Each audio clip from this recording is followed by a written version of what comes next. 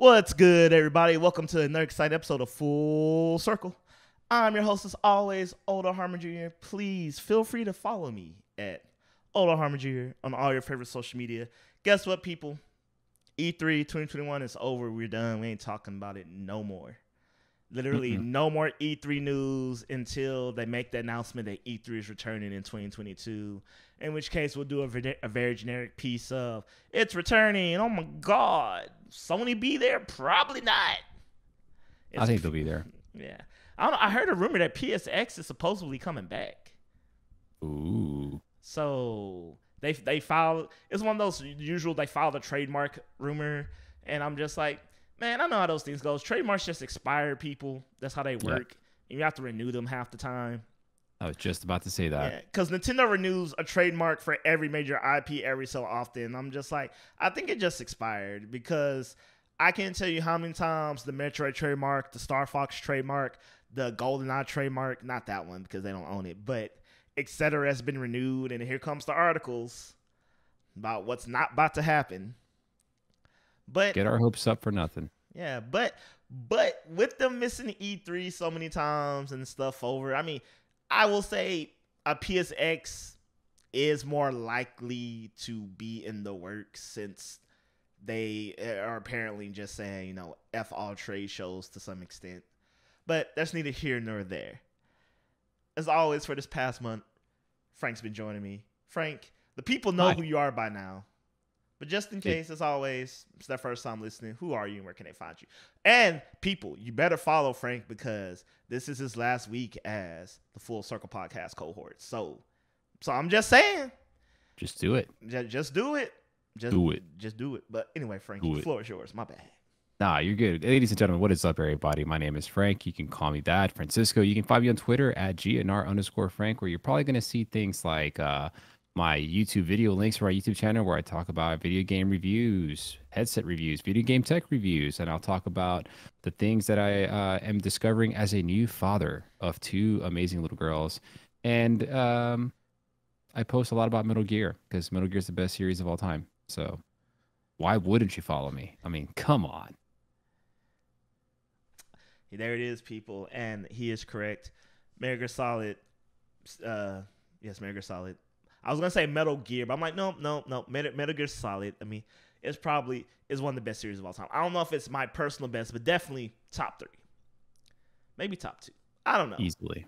I'll say top 5, but that's only because I'm giving room up until now to the day I die. And maybe, some amazing unknown IP will be an amazing series. And I'll have to, reshuffle the whole list around. Yeah. That definitely, but it's one of those all right, so we got Pokemon, Metal Gear, I think have to forever be in my top 3, and then a rotating third, and then until I get a more cemented one, we'll see. For me, dude, anytime I'm asked favorite series or games, Metal Gear, of course, is one there in there, but then the Legacy of Kain series, I don't think people talk about that enough, dude. That is. Oh. I know anytime anyone does an article on Amy Hennig, I think. Amy Hennig, that sounds right. Anytime anyone does an article on her, Legacy of Kain comes up, and I always go, damn, I should really play these games. You never have? I never have. It's one of those games that it's to my knowledge, it's not on any store. I never owned the PS1 copy. Right. There's one of those games that's you just have to happen upon it at a garage sale or something. Do you have a PC that you game on? Do you have a PC that you game on? I have a PC that's capable of playing games, yes. Perfect. GOG, dude. GOG has the whole collection. Oh, okay. Well, and it's playable on the Steam versions. Ah. I'll put it to you this way, dude. Okay, it's gonna be hard to play it now because the gameplay is obviously very aged and hasn't aged well with time.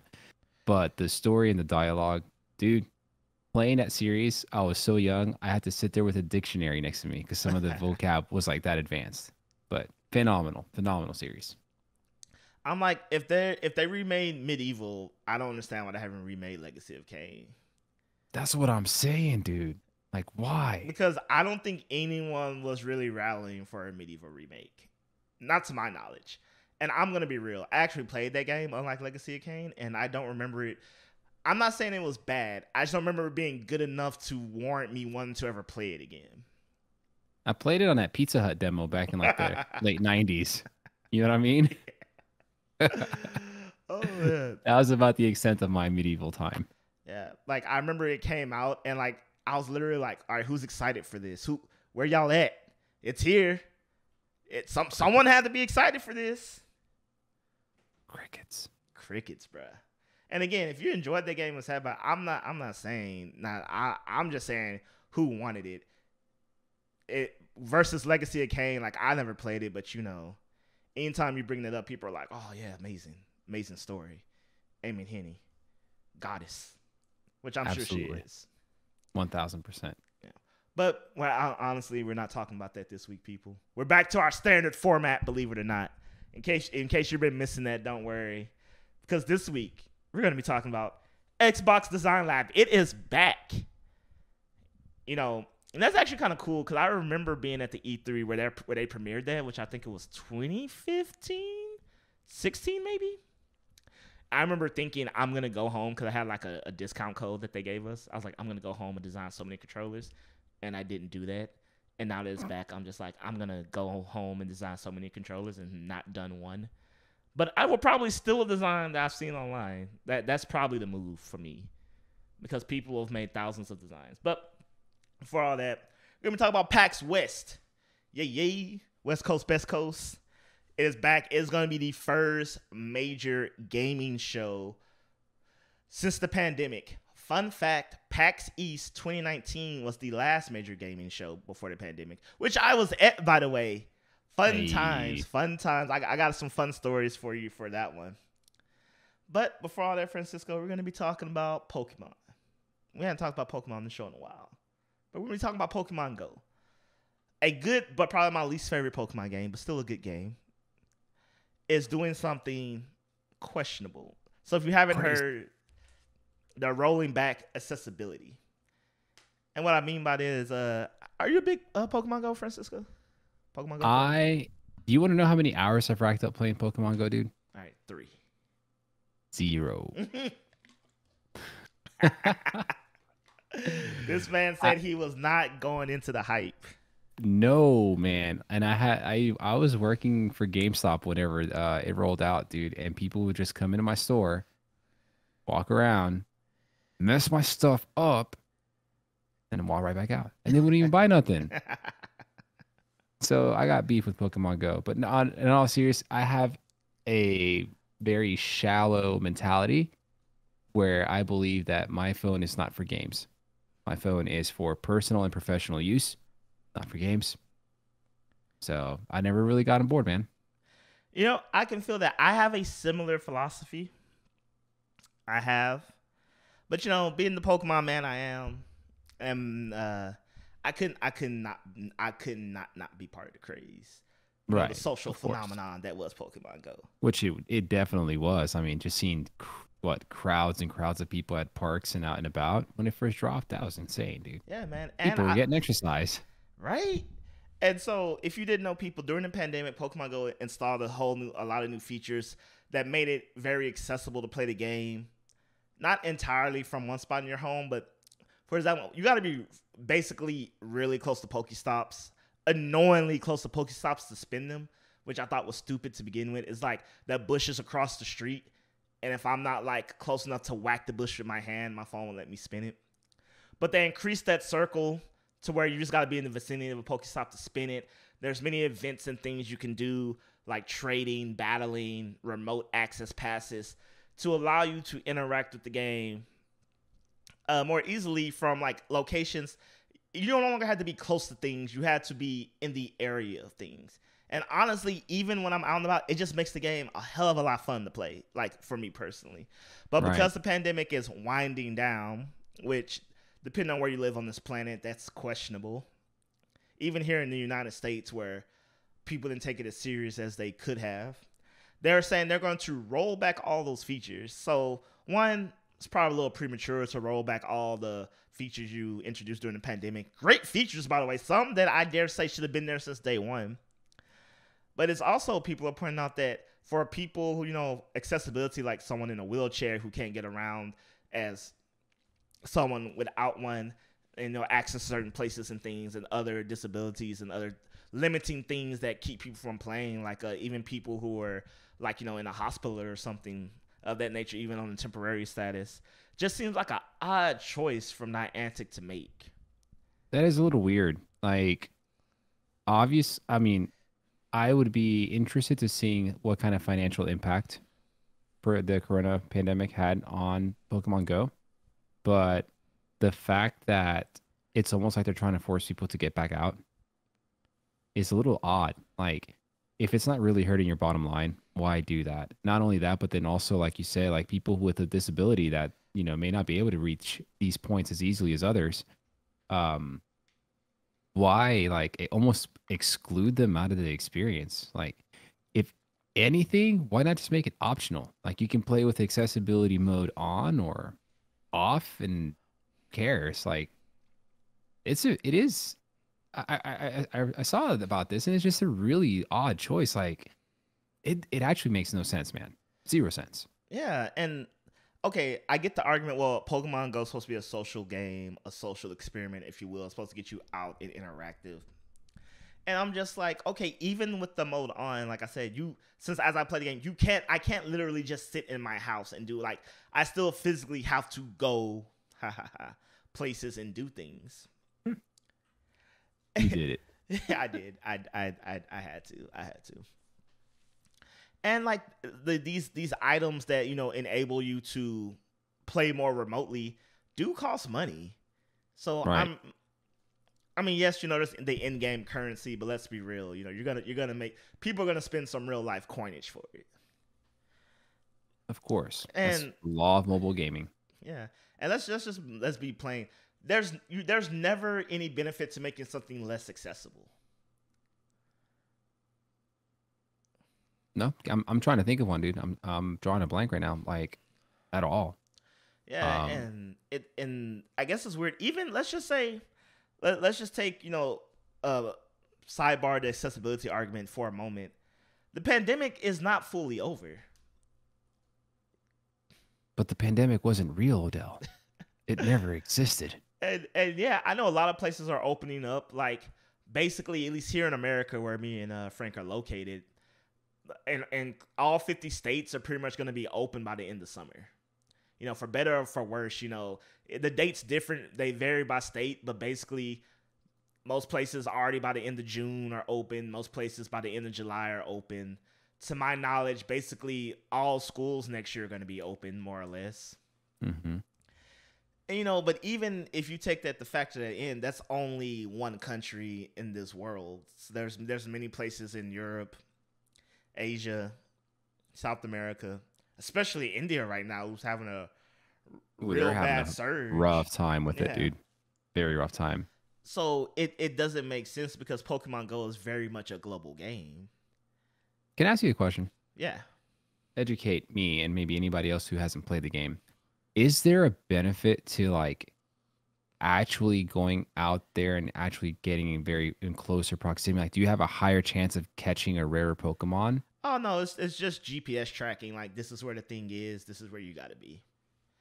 There's no, like, if you're on a mountain, and honestly, it actually sucks because the more rural area you're in, the less stuff you get. So let's say, like, if you go to, like, we live in Houston, but even in Houston, like, if you like start to hit the outskirts of the city, you start to see less Pokestops, less Pokemon spawn, et cetera, et cetera, et cetera. So the denser population center you're in, the better the game is in terms of stuff you get.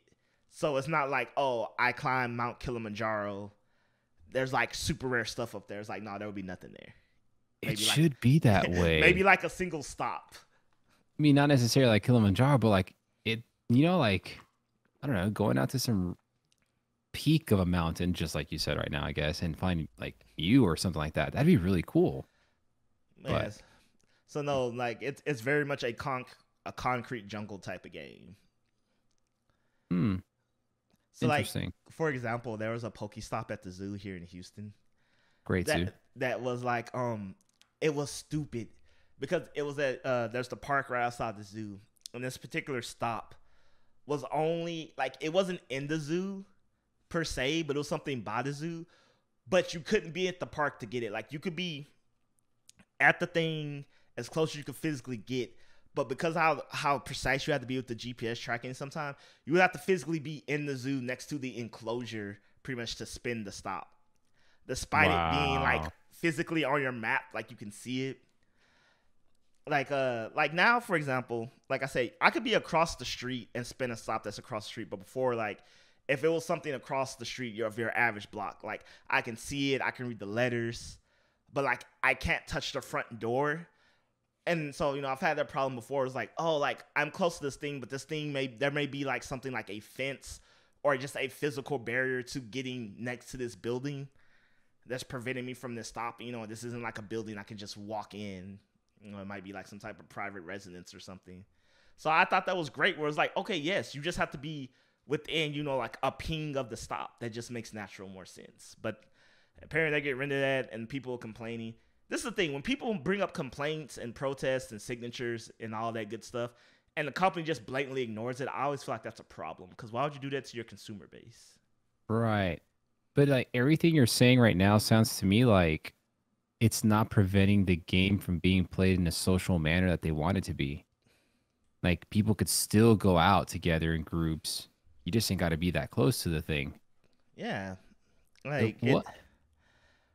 I don't know. The only logical thing I could think about with this is maybe there's some technical server processing issue, but then I'm just like, no, no, you've been doing this well over a year now.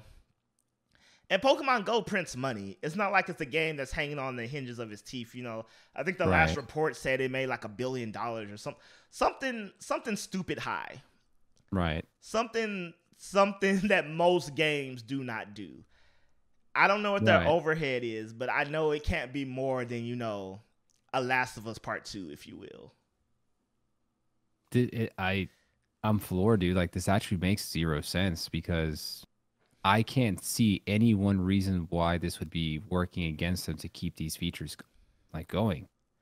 Yeah. Like and for it to be for them to stick to their guns, that almost doesn't even make sense either. Like there's got to be some other reason. Yeah. Personal opinion here, people. Whenever a company sticks to their guns like this, I always assume there's a rich exec that only cares about pluses and minuses.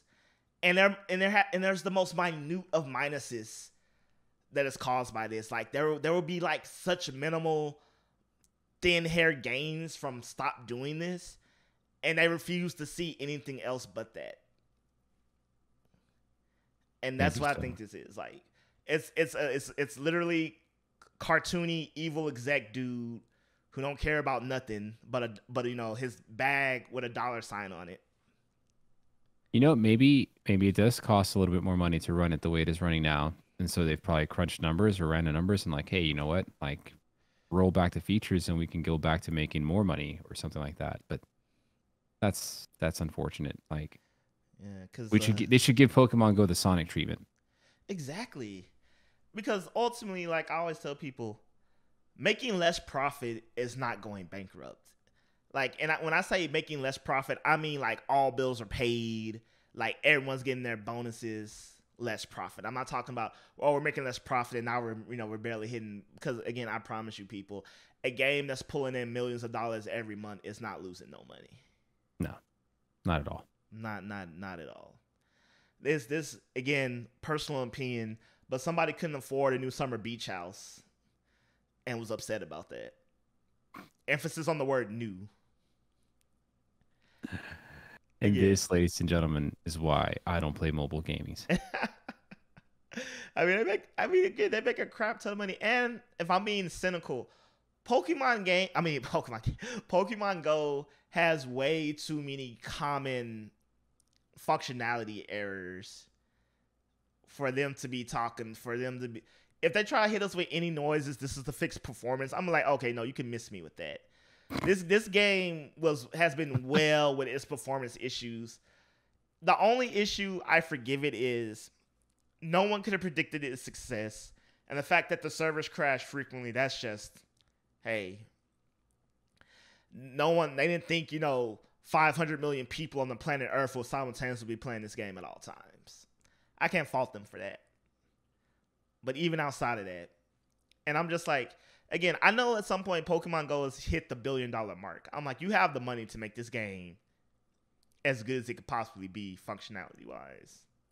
So I'm like choosing not to at this point. Yeah, so I'm like, if that money ain't going towards that, it's going in someone's pockets. Mine are right here, dude. I got my pockets. Let's go. Let me get some of that cheddar, dude. Yeah, but I digress. Keeping up with the pandemic talk. If you haven't heard by now, PAX has announced PAX West is happening. Like, they've announced it in such a way to where they feel like there's no way on God's green earth that show will be canceled, or like something will happen and they'll have to not have it in person, because they made a big to-do about it. What did they do? Well, they basically sent out mass emails and just made tweets, and then people was talking about it, and getting all excited for it. Yeah, are you going? That's the plan. That is the plan. When is it? What time of the year is it? It's in September 3rd through the 6th, I believe. Ooh. So yeah, we're not honestly that too far away from it. If we're talking about adult time, it's basically next month. I might actually be able to swing that. I have some pay time off still. All right, there we go. I'll be able to swing that. I've never been I'll tell you, I've never been to any like gaming convention before. What? All right, Frank. Never. We're getting you a media pass. Doesn't South by Southwest come here to San Antonio? They in Austin. They come to Austin, but South by Southwest Gaming is very small, and I don't mean that in an insulting way. It just is. Okay. So probably not. It probably shouldn't be my first one then. If I want to go big. Probably not. It's more of like tech stuff with a dash of gaming. Okay. But it's gaming focused things are very much like, hey, gaming happens. People like that. Let's make sure we have some representation of that. Right. It's like it's the appetizer to lure people in. Yeah. So, sorry. Go ahead. No. I was gonna say, if you're going to South by Southwest strictly for gaming, you might be disappointed. Sounds like I would be then. Do you think it's too soon? Honestly, kinda. Because if you remember, PAX East was supposed to happen in person this year, and they had to roll that back. Mm-hmm. And I remember someone asked me, "Do you think PAX West will happen?" And I'm just like, I really doubt it. I feel like it will be another PAX East situation where like they announce it, say yeah we're doing it, and then have to roll that back for XYZ reason. It just seems weird because even with like E3 not being in person and being digital, that just goes straight to being in person all of a sudden. I don't know. I mean, it'd be great. I would love to go. It would be amazing. It'd be obviously an awesome trip and a great experience. And to go to my first convention and see all these games and all this, buzz going around. But it also kind of, I don't know if it's because of the fear that COVID has instilled in me or just in the general public alone. But it also makes me wonder, like, is it too soon? And when is the right time? Because at this point, like, unless you're going to force people to walk around with their vaccination cards, like, it's a gamble. You don't know who's gotten fully vaxxed and who hasn't. Yeah, and so a lot of people were excited. I was watching, the Twitterverse, but then PAX came out with something that they weren't going to require people be vaccinated, and people were like, "Oh, well, I'm definitely not going now," and got upset. But I was like, they are going to be doing temperature checks. They are going to require masks, things of that nature. But honestly, this is just personal opinion real quick. I don't think that was bad of them. And before you get all upset, that's only because, okay, guys, I have my vaccination card, which is basically just a little cardboard piece of paper that I personally wrote on. And some guy put a random stamp on.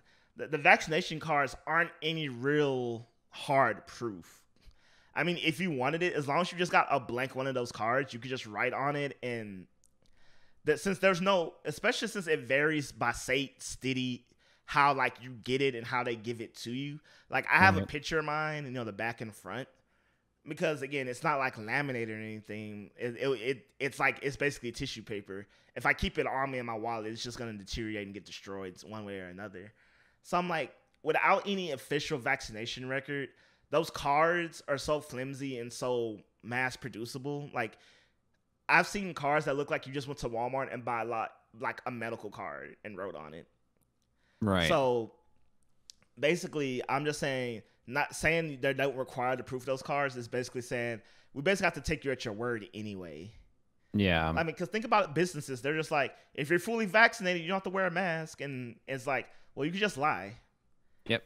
They're not gonna check. No one's gonna check, dude. Yeah. So like, yeah. I would be like, I'm the kind of person that, yes, I would prefer for them to say like, yes, we require everybody to be fully vaccinated. Who wants to attend? And I realize that is unfair to the people who are choosing not to get vaccinated, and that's an individual's choice. I have nothing against anything like that. That's anybody's prerogative there. But it is concerning though, because it's unrealistic to expect them to validate everyone's vaccinations, of course, but to know that we do have that chance of people getting in, because it's going to happen, that aren't even remotely, they haven't even gotten one shot. I don't know. That just feels very insecure to a degree. Yeah, it's honestly like there's no ifs, ands, buts about it. If you attend PAX West, if it actually happens, there will be a risk. Yeah, and there's no ifs, ands, buts about it. But if I'm being super realistic, most of us are gonna have to take a flight, go through an airport to get there. So the risk factor, the second you've decided to leave your state, get on an airplane, the risk factors are there. I'm not saying not to be safe. That's not what I'm saying. I'm just saying the risks are gonna be there. And let's drive, bro. Screw the flight. Let's just drive. And if it's too soon, I honestly don't know, because now I don't want to feel like a hypocrite, because for my 30th birthday, which was in 2020 August, and I went to Disney World during I went to pandemic Disney World. I will say this: they were very strict with their restrictions. Like, the park was at like 1/4 capacity or something. Half at most, but it didn't feel like half because I rode everything like multiple times. It was great. That's awesome. It was That's great. So cool. I tell myself I don't think I can go back to regular Disney World, because it was like Space Mountain. You know how long I waited to ride that? Like 10 minutes. And you know what I did after I rode it? I rode it again. And I waited even less. It took me longer to walk the line. The lines are freaking huge. You go through like the maze. Like, it took me longer to walk the line and actually wait for the little ride to show up. The train cart, if you will. Right. But I think yes and no. Ultimately, that's my answer. Is it too soon? Yes. Is it too soon? No. Because numbers are going down. Yeah. Most, if statistics are what they say they are, people are vaccinated, whatever. So I can see that. And of course, from a business standpoint, and branding standpoint, to be the first major gaming show since the pandemic, that holds a lot of weight. That's gonna give you a lot of press, a lot of headlines, a lot of money, a lot of attention. Yeah, there's just a lot going on with that. Because the question's gonna be like, if the answer is yes, it's too soon. When is it not too soon? And I honestly don't know. I guess at some point somebody's got to give, and just do it anyway. Be the guinea pig and see how it goes. Yeah, because what I'm expecting is, if I'm being this is just pure numbers, someone's gonna get it.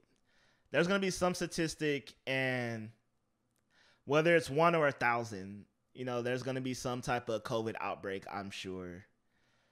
But assuming they're like true, because per PAX, they're gonna have like COVID protocols everywhere, and I don't know what that means. But fun fact: so I went to PAX East in 2019, the last major gaming event, if you will. And this was right, and this was end of February, beginning of March, around that time. And this is when the whispers of COVID were getting loud. There were murmurs, but they're starting to get loud. This was still back in it's a Chinese flu days, if you can remember that, people. Oh my God. Because what I mean by that, when I was in Boston, it was there was propaganda everywhere, and I don't mean propaganda in a negative way, but that's essentially what it was. Of like, support Chinatown, because Boston has a very populous Chinatown. It was like essentially like a Stop Asian Hate campaign. I hate to use that in this term, but that's essentially what it was, because everywhere I went was like, because of the context of coronavirus, when it'll still be called the Chinese flu and that language was being used. Apparently in Boston, like their Chinatown had suffered like a financial hit, and there was some discrimination for their Chinese and Asian population, because people couldn't tell the difference where you're from in the world. Sad but true. And Yeah. and I remember seeing that and thinking like, whoa, is it really that bad? And then in the convention, they actually had at every escalator and elevator, they had janitorial staff like with Clorox wipes. Like, for example, the escalator handles, like they had someone at the top and bottom, like with a cleaning cloth on the handle like the whole time, and then when Just holding it as it rotates. yeah, just holding it as it rotates. And I remember thinking, I was like, I feel like they should kind of do this, just period. This is kind of nice. And they had things around, and it was those things. It wasn't like COVID protocol, but just cleanliness protocol. And I was like, this is kind of nice. I feel like we should just do these things At all like, times. yeah. So I'm interested to see if it happens, what they would do, because I remember, back in that PAX East in 2019, they were already ahead of the game with doing certain things. And I would imagine hand sanitizer stations, freaking probably somebody at the restrooms there to wipe the door handles, or like hands free. Where I work at, we literally changed everything: urinals, sinks, toilet paper dispensers, your hand towel dispensers, all to like touchless, like just sensor activated as a result of the pandemic. So, shoot, automatic doors for everything. I don't know, man, but I wonder what this is gonna do for game stations. oh, thank God. Actually, that's great, because I know. Listen, man, it's kind of a sidetrack here, but it'll correlate. All right. Working for GameStop and taking in used controller trade-ins was some of the nastiest things I have ever done and seen and touched in my life, dude. You're talking about like the people's gunk in the creases of the D-pads and in the analog, and it's nah, dude. Now imagine going to a convention center. No, please. Those dudes on the escalator, I want them on the controllers. That's what I was thinking. It's gonna be like, yeah, that's because PAX is such a very interactive show. It's essentially for the fans. You play a lot of demos and stuff. So I imagine, like, let's say we go, assuming they do like a media hour, which I assume they will. Some media access only. I'm like, okay, that's manageable. It's the media, it's appointments. You can desanitize between appointments, or you have your media. But like when you have a line of like 100 people trying to play your game, or even 10 to 15, that's, I'm just wondering, is like how it's I'm pretty bring sure your own. Yeah. Like I just wonder what that protocol is gonna be like. I guess every booth's gonna have a designated person that they bring to basically wipe everything down after anyone touches anything. Yeah. You think they're going to disclose all of that? I want to say yes, but legally they'll probably just have some general jargon. Yeah. Because they got to protect themselves. So I'm pretty sure, it's going to be worded in such a way that I personally believe that's going to say yes. It's just going to say something like protocols. Protocols will be in place and must be followed. Yeah. Yeah. No, if we go, I'm definitely taking my own sack of like sanitizing wipes and stuff, dude. Actually, I'm just gonna make gloves out of sanitizer wipes. So yeah, I imagine though, I guess it could be better. I assume they're gonna be at limited capacity. Based off what I'm seeing so far, it doesn't appear that way. Right. Like, but what I assume is at the very least, everyone's gonna be required to have a mask. They're going to do temp checks, and then they're probably going to have, spacing in lines, like you go up to a booth, I'm real curious how that's going to work, unless they're going to have a considerable, which this could happen. They'll have a less considerable, I'll say maybe like 1/4 less vendors, you'll have enough space to like space things out and then have people.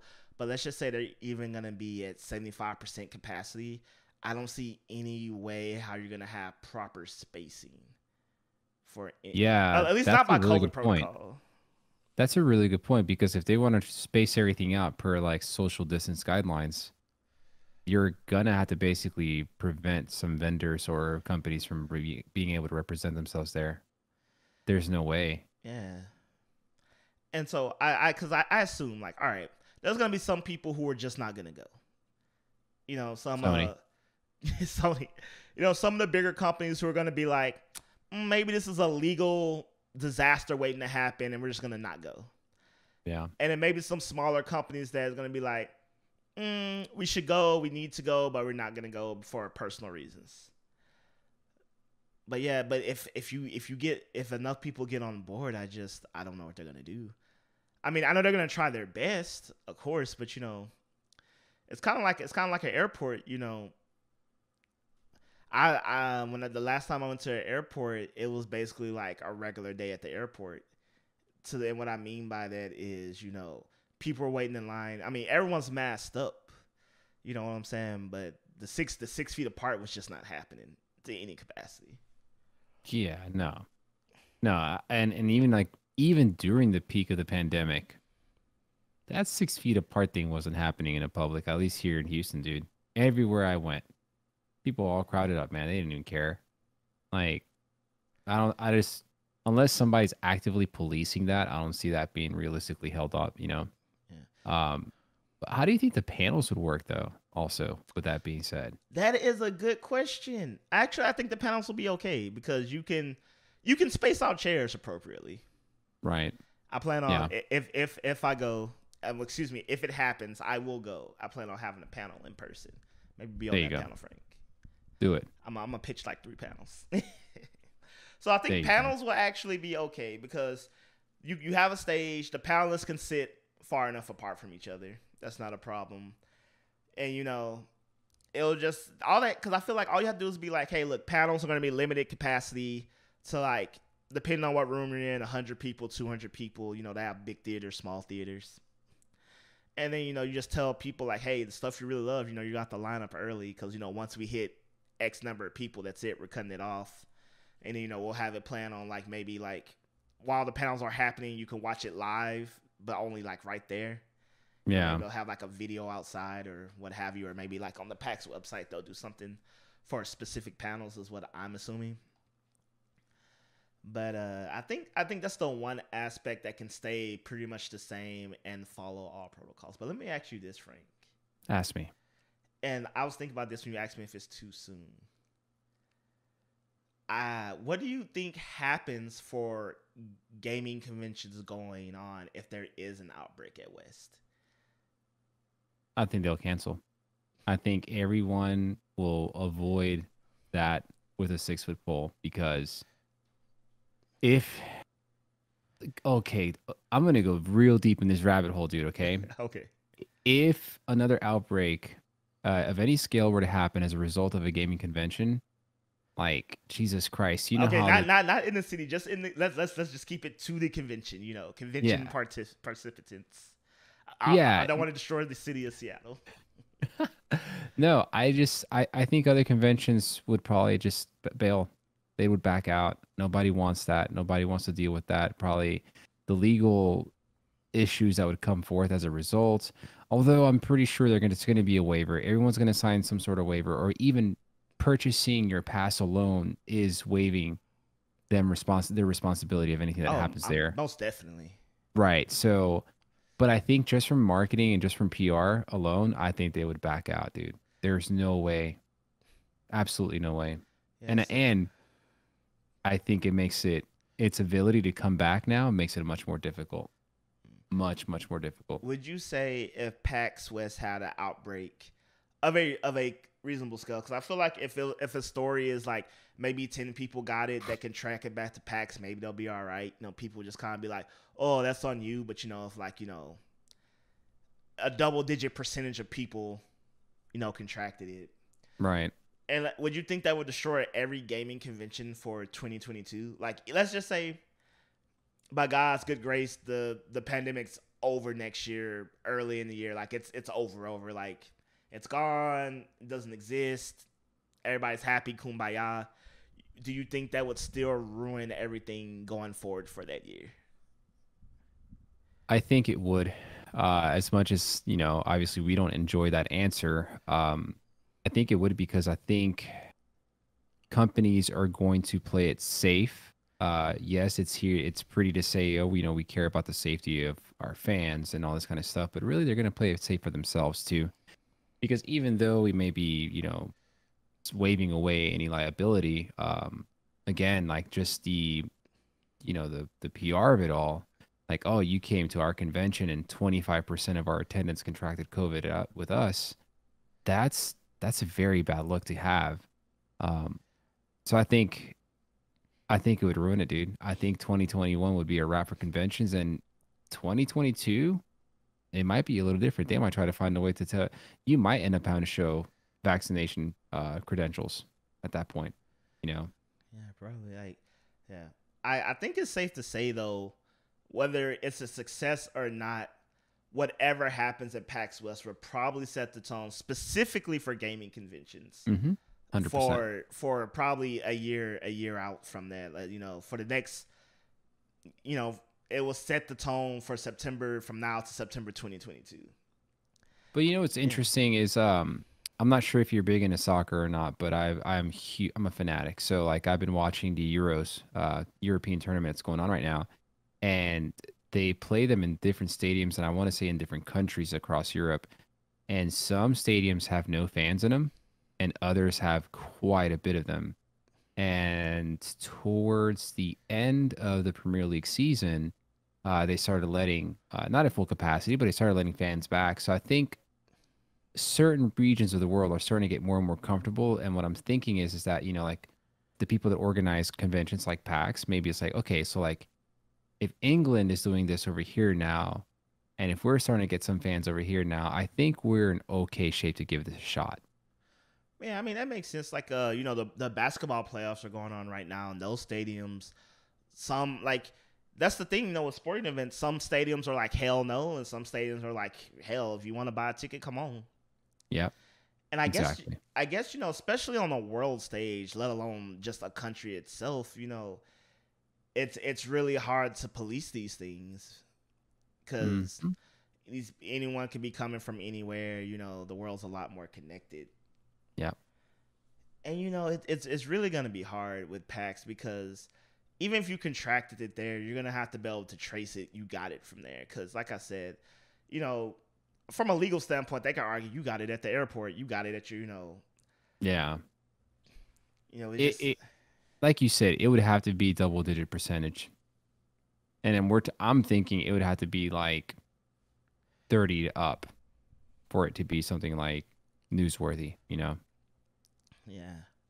But I mean, it's exciting and it's both exciting and interesting. What they're doing. I think it's bold because honestly, it's still June, even of airing of the show. It's still going to be June. I felt like this was maybe an announcement we would have got maybe after mid July, beginning of August. Mhm. I know probably the beginning of August might have been too late, so I thought this would have been more of a July announcement. I would think so too. But you know what? I think they're trying to pick up the slack that E3 left behind. Like, okay, E3's over. Reception was kind of mixed here. Let's go. Now's the time to announce it. Boom. I'm also curious who's gonna be there. That's the real kicker. More Yeah. than COVID protocol. I feel like who is literally physically gonna be in the building is a I don't I don't even dude, like I'm not trying to be Debbie Downer, but like I don't know if any of the big guns would be there. Just I think a lot of these companies are probably still super focused on like safety for their staff, which is a great thing. And but then to make the trek all the way there to run the risk of like something not going well. Ooh, yeah. Because I figure my just speaking from just how I feel, gut journalistic instinct, if you will. the big three probably won't have a presence, despite Nintendo and Xbox both having a headquarters in Redmond, Washington, which is next door to Seattle. For those who don't know, it would be nothing for them to go down the street and be there, but they don't have to be in any capacity at all. So any big company that doesn't have to be there, I don't see being there because they don't need to. And like you said, why run the risk, go through the legal turmoil, if you will. Right.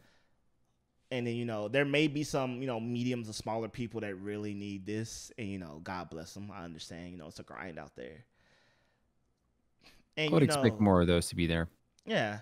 So I'm really interested, what form they'll take. And, from a content creation purpose, like I would like to be there, I would like to, if I'm being real, just to, get on the ground floor and see what it's like. Yep. Get some content out of that. Just document it, dude. Wear some hazard suits or something. I will not be surprised if there's not some people in hazmat suits there. Make it a good cosplay, if you will. Hey, there you go. Yeah. But I mean, enough speculation on that. Let's talk about something that's actually here, and that's Xbox Design Lab. They brought it back. Finally. All right. So, as our resident Sony pony, how do you feel about this? Were you legitimately excited that when you saw that? Paris came out with his calf can't cook Xbox controller, broke the internet for the day. Dude, I love that back and forth that they constantly have. And like I feel like someone needs to document an actual cook-off between the two of them, because we actually need the answer to that question, like which one of them can and cannot cook. But even before the revival of Design Labs, dude, I was always jelly of it, because I would love to be able to go on a Sony PlayStation website and design my own DualShock controller. And there were some things I feel like the original Design Lab was missing that I feel like are kind of coming back here. Like, I think are they adding rubber grips now that you can add to your controller at the bottom? I don't know, but I'll just say yes for the sake of this conversation. Perfect. Right. I love this. But like, I just think, I think that it's just another like tool in a tool belt that Microsoft has added that just makes me feel like they're just so darn consumer friendly. Like, hey, look, you don't want the black controller, you don't want that red camo one we just released, no problem. Go on our website, make your own, we'll ship it to you, and you can put some sort of diss on there at the bottom of it for your friends to see. Who doesn't, dude? I took a PlayStation 4 controller, I bought it from GameStop used, took it apart, and sanded it down and repainted it myself as a purple. It's one of my favorite colors, by the way, Odell. Just in case you were wondering, I could tell you really wanted to know. I did. And so like, but like, man, like I don't want to have to do all of this work when I can just go to a website and customize it myself. Yeah, and the thing I like the level of detail you can customize it. They could have easily just been like, you pick a main color, a sub color, maybe a button color, but like you can literally make the D-pad a color, all 4 face buttons a different color. You can make, I think the back has 3 different color spots. You can make it, colors. The bumpers could be different colors, which I think is the real winner there. And I'm actually on the website right now. Let's see. Okay. Sorry. So you can give us the deets. Yeah, so you can do the whole body on the front, the back, the bumpers, the triggers, the D-pad, the thumbsticks, the buttons, the view share menu buttons, and you can do an engraving.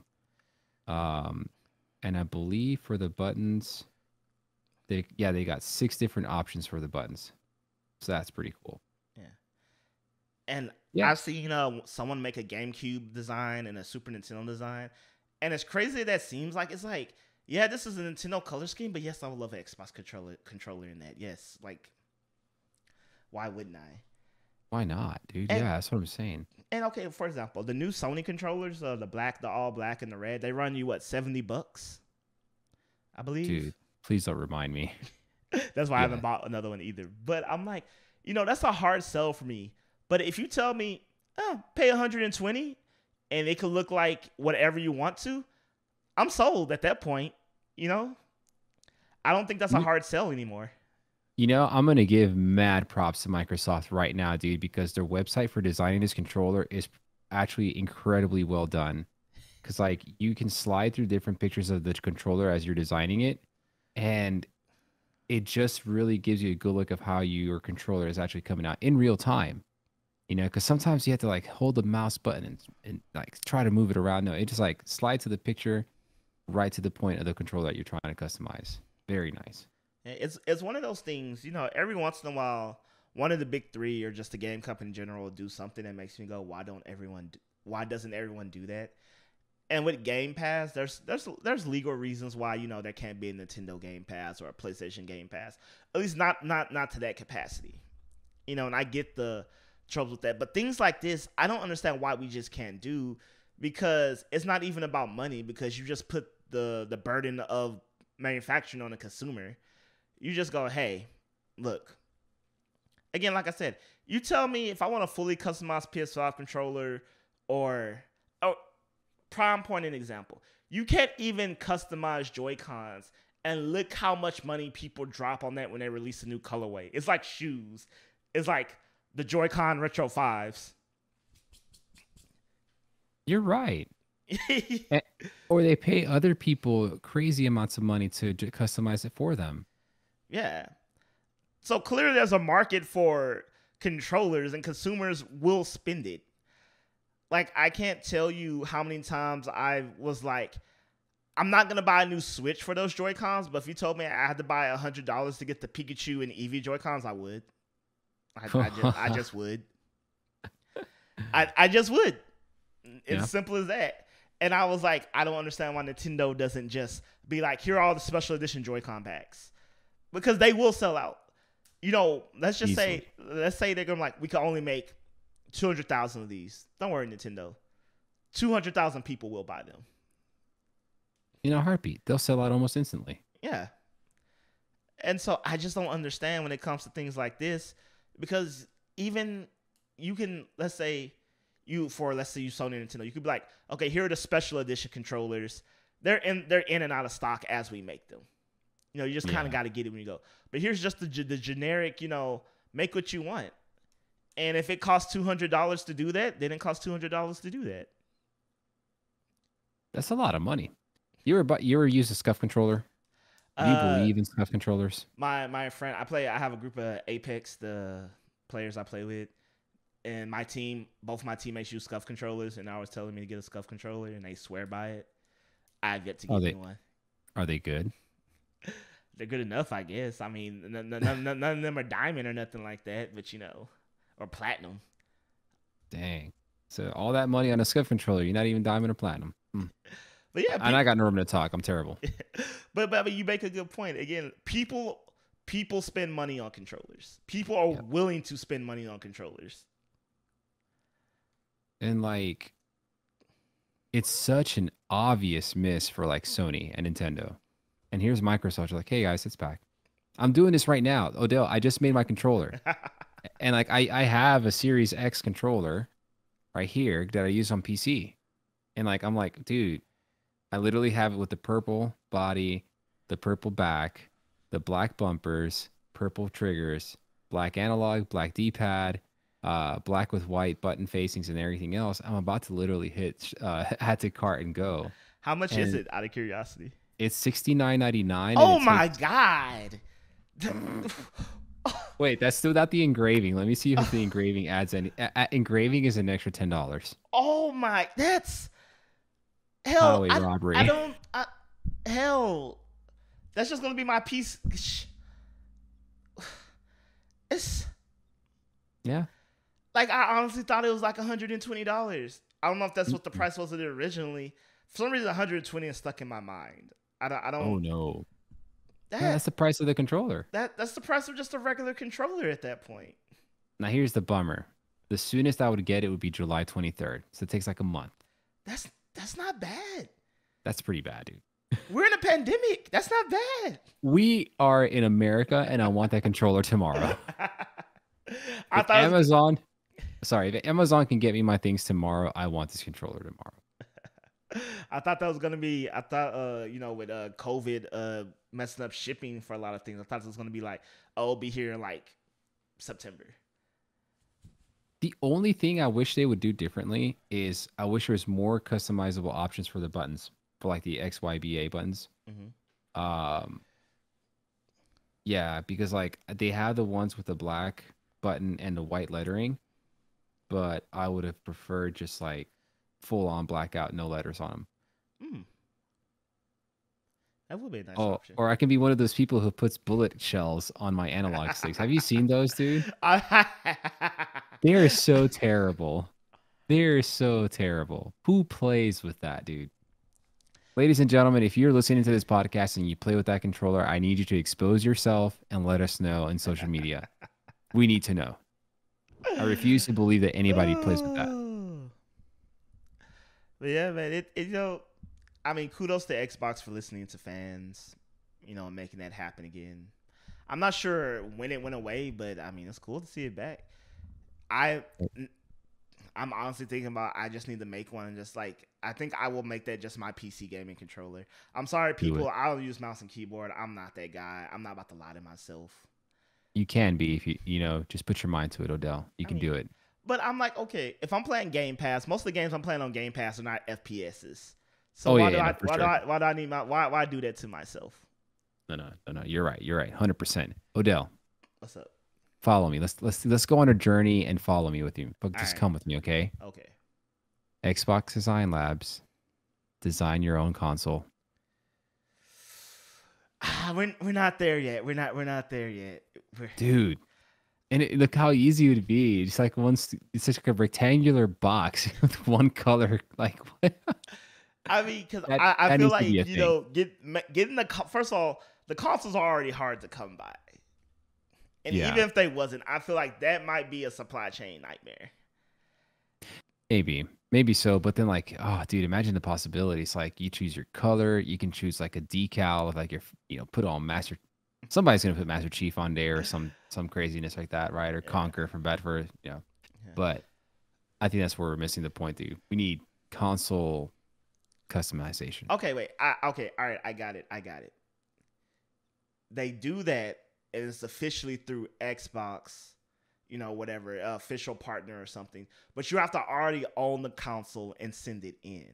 Oh hell no! I'm not trying to get rid. No, But you just did. that's the only way I think it can feasibly work because I don't think they're just gonna have millions or a million shellless Xbox ready to go for this. You have a very good point there. I didn't think about that, but you're right. Damn it! There goes my idea. So if it is to work, in today's world, I feel like it would have to be like you have to already own the system, don't do nothing stupid to avoid it your warranty type of thing. Because even if there wasn't a shortage of these systems, I just really feel like they wouldn't have the resources to allocate on people probably doing this. And if they did, it would be such a low number on the global scale that I don't think it would be worth doing. Like, we could Yeah, only do again, I like this number today, 200,000. it's a great number. And after that, oh bad. But if they go, hey, if you buy it, and send it in, then we'll do it. They'll probably tell you something like back up your save data. We're not responsible. You might get it back, and it might be wiped clean, so that's on you. Yeah. Ooh, or what if like at the checkout, like if they're just buying a regular Series S or X? Oh, like you can opt to have it shipped out and then shipped back to you. Yeah, that might be good too. Yeah, like if you're going to Microsoft's website to buy a Series X, and then they give you the option, like, hey, do you want to customize this console before we send it out to you? Okay, yeah, I can see that. Only after they're not like you have to wait for Wario 64 to tell you when to go buy them. Right. I could see that. God bless. Honestly, and this Wario I've talked 64. about this on the show before, and I think it's stupid, especially since Sony shut all the people down doing this. PS5 shells. Bro. Sony should just make those. You don't even need to make a console. You literally can pop these white things on and off. Just make shells. You just need plastic. That's all it is. Don't even get me started on that, dude. Like, sometimes I feel like they do everything they can to make money the hard way, but they just refuse to do it the easy way. Like, just do shells. Just let other people do shells. Who cares? Yeah, Like, what's the big deal? You didn't want to do shells, so people started doing their own shells. Yeah. I'll have intended Nintendo there. Nintendo might march just as beat as his own drum, but it doesn't do things that backwards at times. No. You know, I almost spent $800 on the Phantom Pain version of PS4's console. I was so close to doing it, dude. But then I was like, no, this is just a very bad idea. I have the MGS4 PS3. Oh, that's nice. Which I was kind of upset about because once I got it, it's like it's such a nonchalant color swap of the black one where it's like unless you go up and get close to it and just see the Metal Gear Solid 4 at the bottom, it basically looks like a regular old PS3. Is that one backwards compatible with PS2? I'm not sure, honestly. I don't know if it's part of the first gen PS3s that's backwards compatible. I think it is. Dude, look, check that out. You have like a gold mine if you have it. Yeah, so yeah, I have the MGS4 PS3. Yeah, MGS4 PS3. I was like, that's not a PS4 game. That's PS3, right? Yeah, it's PS3. Yeah. PS3. Yeah, it's fat. Wait, yeah, it's fat, so it's the PS3. It's my thick boy. That was a great PS3. Yeah. I'm not a fan of Sony's console designs now that we're talking about them. Because, like, I remember the Kingdom Hearts one. I was like, ooh, but it's black with stenciling that you can't see unless you're right up on it. So I might as well just be right. a PS4. The Last of Us 2 one was kind of weak also, in my opinion. The God of War one was good. Okay, that one was nice. I'll give you that one. The Spider-Man one was cool, but that was too much red for me personally. Too glossy. Yeah. So I'm hoping when the Super Nintendo Switch gets announced, which who knows at this point, I really hope we go back to the atomic purple days of Nintendo consoles. Please, Nintendo, just do that for us. You've been doing good with the Joy-Cons. I'll give you that. The Joy-Cons are cool. You can swap and do all that stuff. So if you're not going to give us Switch options, like, extend the Joy-Con library to something reasonable. Like, because Nintendo, they will sell. They will sell. If they do call it the Super Nintendo Switch, it needs to come out with the Super Nintendo pattern. Oh, most definitely. Like, there's no questions asked. Like, it needs to do that. Yeah. You can call me crazy, people, but I will buy a console game for the right colorway. Like, I will. Me too. At the very least, I would trade in the one I have and get the new colorway. Odell, I think you'll be happy to know that I do plan on purchasing a Nintendo Switch Pro. Good man. Honestly, when it comes out, when this happens, because it has to happen at this point, I feel like everyone will be stupid not to. Because if we get a Switch that's honestly that powerful, it'll be unstoppable. Yep. Like, if it's that powerful, can play that many games, it won't be playing, next gen Project Athia, the game I can never remember. Forspoken, yes. Which, did you see the article that says that game is supposed to like forever change open world gaming and on a graphical level? Which I'm just like, yes, it looks like it is. So good for them. It does, but now I don't know. I don't want them to hype it too much. Yeah. Keep the hype simple, guys. Y'all chill out with that. So yeah, the new Switch won't be playing your Forspokens. It won't be playing your Ratchet and Clanks, but it won't have to. No, and Nintendo will do all that on their own. Yeah, so if we get it, even a fraction of as powerful as it claim may be, it's game over for the industry for a while. Game over. I think that little flip song. Yeah, yes, it is. It samples the Pac-Man theme. Yes, it does. You got sued for that. Oh man. Oh my god. But dude, Frank, I want to thank you for joining me this entire month. It's been a great month, man. Yeah, great month. We're gonna, we talked before. We're gonna. Don't worry, people. Me and Frank got some stuff in the making, man. Don't worry. You're gonna see more of Frank. Got some things. More. That's all we're gonna say for now. Some cosas, just brewing some stuff up. But until then, Frank, where can the people find you, interact with you, and show you them gun shells on their controllers? Ladies and gentlemen, if you got gun shells on your controllers analog, please go ahead and find me on Twitter at @GNR_Frank. I'm gonna leave it at that. Boom, mic drop.